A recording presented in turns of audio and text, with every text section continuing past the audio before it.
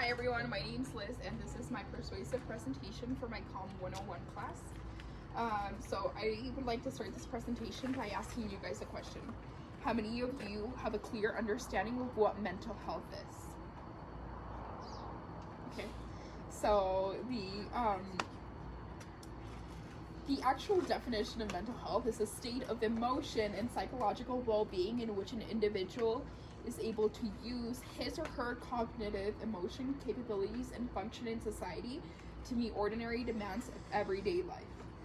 This is a definition that the World Health Organization published on their website.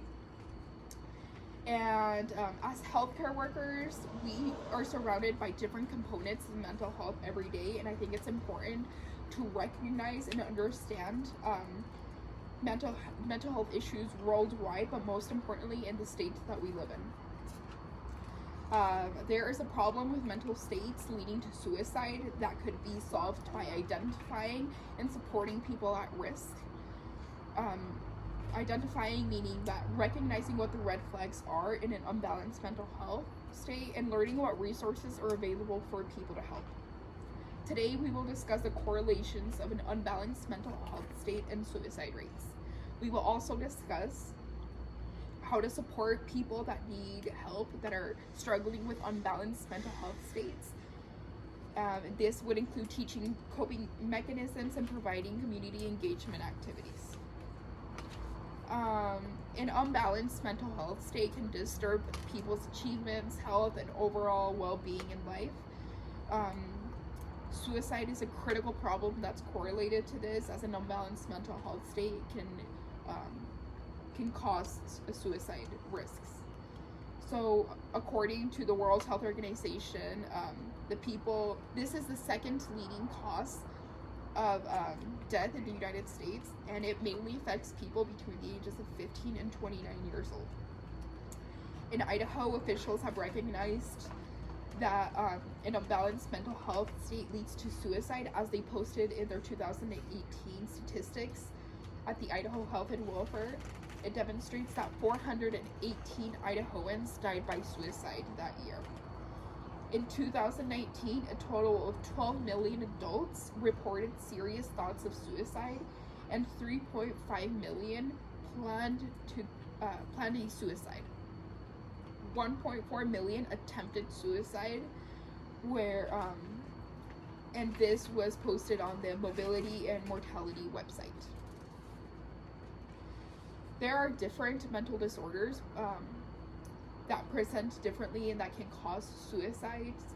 Some of the most common ones, and the ones that you guys are probably aware of, are depression, bipolar disorder, and schizophrenia disorder. There are also life events that lead to possible suicide attempts, such as the loss of a loved one or a financial hardship that people go through. So now that we have talked about the big issue, let's talk about identifying and supporting the people at risk. The simple solution to improve a high suicide risk is by identifying and supporting the people.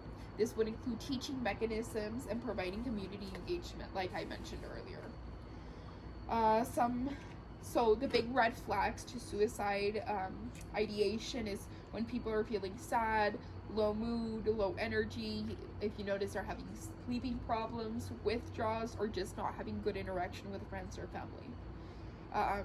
Teaching mechanisms in our community. When I say that, I think of K through 12 education. I think that we should have designated classrooms, and we should teach our students and kids at a young age how to properly process and understand their emotions, and how that possibly impacts their mental health. These classes would also teach these students who to reach out to if they are struggling in life. Most importantly, we need these resources available in our community for help. These include hotlines and counseling and inexpensive doctors and counselors that they can go to. But now that we have talked about possible solutions, let's see what we can do to make this happen. And I think the most important thing that we can do is what we're doing right now. Like, let's learn what these red flags for suicide are. Secondly, let's reach out to our schools and let's express the interest of having these mental health classes and educations in our school system. And finally, let's reach out to our mayors and governors and let's express the interest of having inexpensive hotlines and counselors and doctors be able to help these people for a low cost. And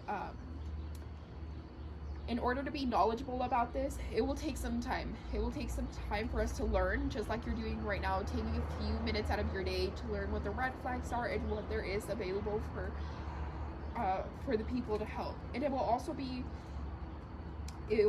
time consuming if you do decide to reach out to the mayors and the governors and the nonprofit organizations. However, taking time out of your day to do this will improve, will help with these suicide rates go down, because there will be more resources available, and the governors and everyone will realize how much of a problem this is. Anyways, thank you for listening to my presentation today. I hope you enjoyed it.